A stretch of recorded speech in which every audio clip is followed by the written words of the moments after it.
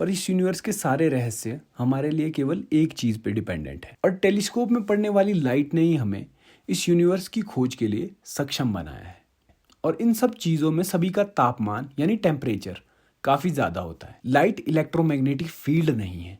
उस जगह पे ये फील्ड इंटरेक्शन की वजह से अनबैलेंस हो जाती है और ये हलचल जिस गति से बाकी फील्ड्स में वहां से दूर फैलती है उसे स्पीड ऑफ लाइट कहते हैं। ऑसिलेटिंग चार्ज के कारण एंटीने के नजदीक फील्ड में चेंज यानी हलचल की एक लहर बाहर की ओर फैलती है।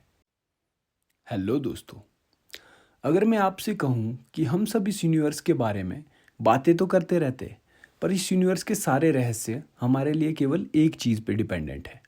हाँ दोस्तों, केवल एक चीज़ जिसने हमारे दिमाग में यूनिवर्स की खोज के वृक्ष को रोपा है, वो चीज़ है लाइट।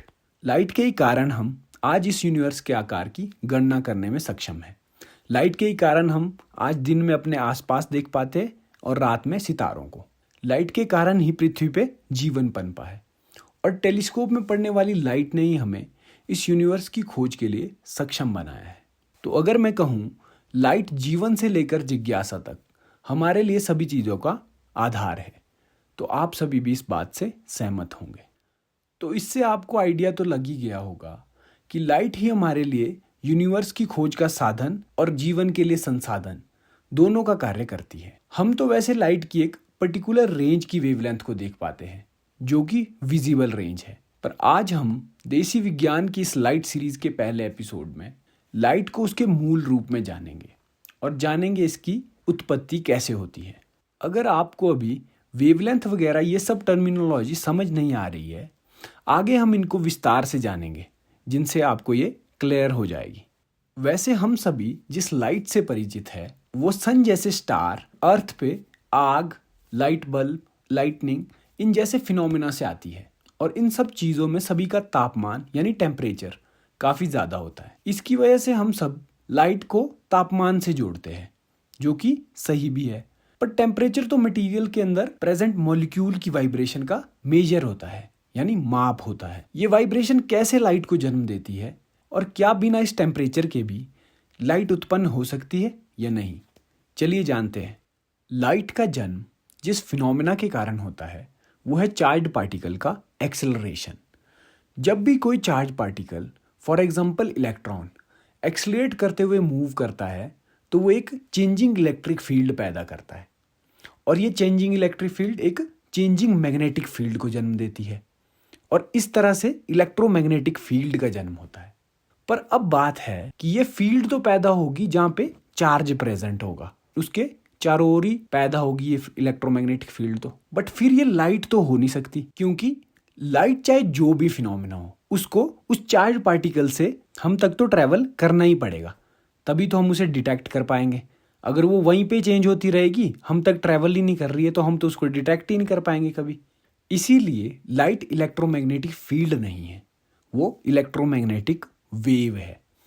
अब जानते हैं कि ये वेव कैसे चेंजिंग फील्ड से पैदा होगी। इसको जानने के लिए सबसे पहले आपको ये समझना पड़ेगा कि जितनी भी ये फील्ड्स हैं, इलेक्ट्रिक, मैग्नेटिक या इलेक्ट्रोमैग्नेटिक, ये सब हमारे पूरे यूनिवर्स में फैली हुई है और ये चार्ज और मैग्नेट्स के साथ इंटरैक्ट करती है।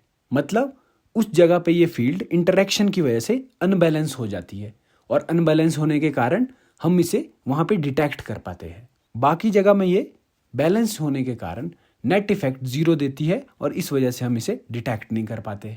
और जब भी कोई चार्ज पार्टिकल एक्सेलरेट करता है तो वो इन फील्ड में हलचल पैदा करता है और ये हलचल जिस गति से बाकी फील्ड्स में वहाँ से दूर फैलती है उसे स्पीड ऑफ लाइट कहते हैं। तो इसका मतलब लाइट एक समंदर की लहर की तरह है जो इस यूनिवर्स की इलेक्ट्रोमैग्नेटिक फील्ड में पैदा होती है। जैसे जब हम इन ईएम वेव्स को कम्युनिकेशन टावर में पैदा करते हैं तो वहाँ एक ऑसिलेटिंग चार्ज के कारण एंटीने के नज़दीक फील्ड में चेंज यानी हलचल की एक लहर बाहर की ओर फैलती है और जब ये ऑसिलेटिंग चार्ज अपना एक साइकिल पूरा करके दूसरा साइकिल शुरू करता है तो वहाँ से एक दूसरी लहर शुरू होती है।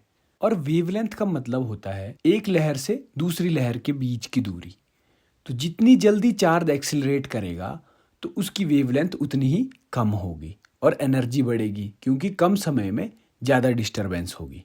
तो इस तरह से हम लाइट के सभी प्रकार पैदा कर सकते हैं। पर हमारी आंखें लाइट रूपी इस डिस्टरबेंस के केवल कुछ ही पर्टिकुलर रेंज डिटेक्ट कर सकती है, और वेवलेंथ की उस रेंज को हमने विजिबल लाइट का नाम दिया है। आज हमने देसी विज्ञान के इस एपिसोड में जाना कि लाइट क्या है और कैसे उत्पन्न होती है। नेक्स्ट एपिसोड में हम जानेंगे कि टेम्परेचर कैसे लाइट से जुड़ता है। और अगर हमारी वीडियोस आपके लिए किसी भी रूप से सहायक बन पा रही है तो ज़रूर सब्सक्राइब करें आपका अपना चैनल देसी विज्ञान। धन्यवाद।